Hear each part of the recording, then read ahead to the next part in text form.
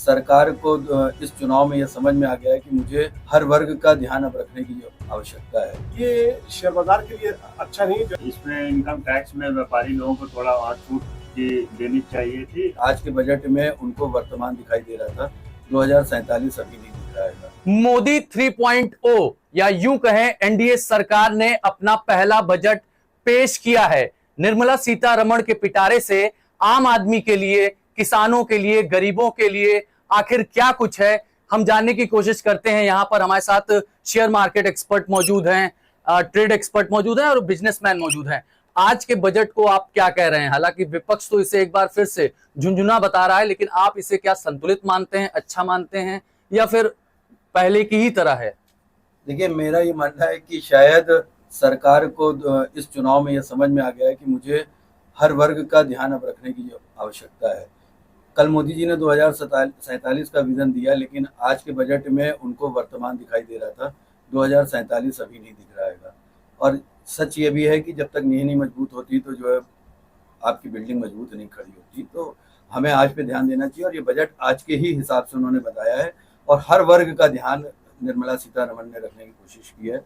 शायद उनके पास कुछ लिमिटेशन थी, जिसमें छोटे व्यापारियों के लिए उन्होंने कोई पिटारा नहीं खोला, लेकिन हमें उम्मीद ये थी कि रोजगार सृजन की जो सबसे बड़ा सेक्टर है एमएसएमई, और जिसको अभी तक सरकार कहती तो थी पर उस पर कोई ध्यान नहीं देती थी, पहली बार इस बजट के अंदर उस पर उन्होंने खुलकर जो है योजनाएं रखी हैं और उसके लिए काम करने की कोशिश है। अब ये देखना होगा कि भविष्य में ये किस तरह से इनको जमीन पर लाती है। बात अगर युवाओं की जाए, या आप कह रहे हैं एमएसएमई में सुधार हुआ है, महिलाओं की जाए तो इस बजट में क्या मिला? आप देखिए, महिलाओं के लिए उन्होंने बहुत कुछ स्किल्स, उनके स्किल के लिए, वर्किंग वुमेन्स के लिए उन्होंने जो है बनाया कि हम उनकी रिहाइश के लिए जो है हॉस्टल्स वगैरह तैयार करेंगे। सोने पे उन्होंने जो है जो सबसे प्रिय धातु उनकी है महिलाओं की, उस पर उन्होंने इम्पोर्ट ड्यूटी कम की है। तो उन्होंने हर सेक्टर को ध्यान रखने की कोशिश की है इस बजट के अंदर।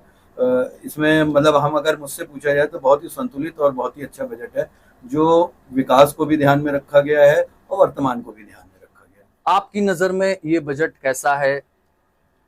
पहली बार भारतीय जनता पार्टी जब अल्पमत में आई है उसके बाद से ये पहला बजट है कि जो है आम जनता के लिए हेल्पफुल रहेगा, जिसमें कि व्यापारी वर्ग, आम पब्लिक, सारा एम्प्लॉयमेंट, मतलब हर तरीके से जो है, क्योंकि देश के 10 करोड़ व्यापारी जितना रोजगार सृजन करेंगे वो कोई और सेक्टर नहीं कर सकता। चाहे बड़ा बड़ा उद्योगपति हो, वो भी एक लिमिटेशन में होता है, लेकिन जो 10 करोड़ व्यापारी है वो जितना एम्प्लॉयमेंट जनरेट करेंगे उस पर पहली बार सरकार ने ध्यान दिया है, मोदी सरकार। बिल्कुल, मोदी सरकार ने पहली दफा ध्यान दिया है। आप बताइए, शेयर मार्केट एक्सपर्ट हैं आप, शेयर की हमने देखा कि गिरावट पहले दर्ज की गई, आने वाले टाइम में ये बजट कितना शेयर मार्केट में बूम ला सकता है? देखिए, शेयर बाजार को तो बहुत उम्मीदें थी इस बार, लेकिन हर बार की तरह इस बार भी शेयर बाजार को कुछ खास नहीं मिला।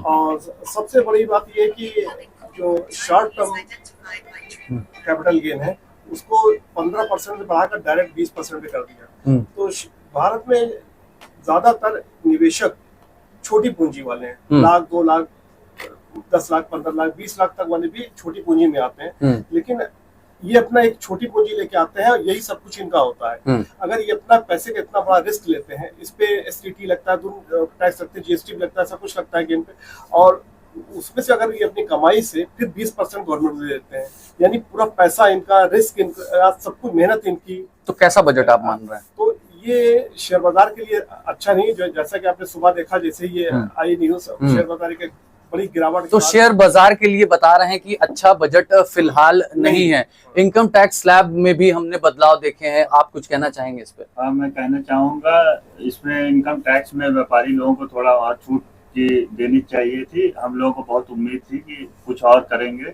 लेकिन देखिए अब एनडीए सरकार ने पहला बजट पेश किया है, शुरुआत है, हो सकता है कि अगले साल कुछ व्यापारी वर्ग के लिए और कुछ सोचें। तो कुल मिला के बजट ठीक है। आप क्या कहना चाहेंगे? जीएसटी स्लैब में कोई बदलाव नहीं हुए हैं, इससे क्या राहत है व्यापारियों को? हम लोगों को उम्मीद थी कि शायद सरकार जीएसटी को लेकर कुछ न कुछ बड़े कदम उठाएगी, क्योंकि बहुत से ऐसे आइटम हैं जो 28% में आ रहे हैं, बहुत से ऐसे आइटम हैं जो बहुत ही लोअर रेंज में आ रहे हैं।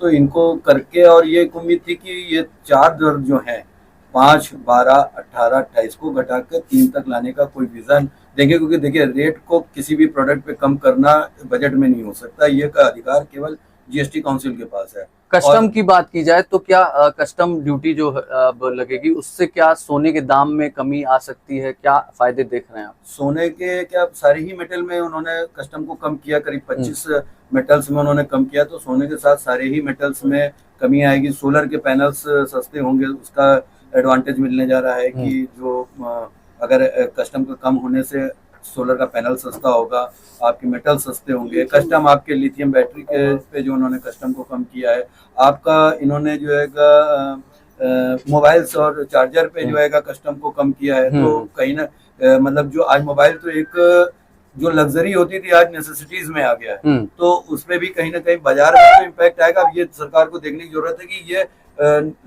लास्ट माइल तक पहुंचना भी चाहिए, तो घोषणा ही ना रह जाए, लास्ट माइल तक जाएगी। तो साफ तौर पर प्रयागराज के व्यापारियों से, ट्रेड एक्सपर्ट से, शेयर मार्केट एक्सपर्ट से हमने जानने और समझने की कोशिश की कि इस दफा का जो बजट पेश किया गया है वो कितना संतुलित है, कितना बेहतर है और आम आदमियों के लिए उसमें क्या खास रहा। वीडियो जर्नलिस्ट भीम सिंह यादव के साथ अभिषेक पांडे, भारत एक्सप्रेस, प्रयागराज।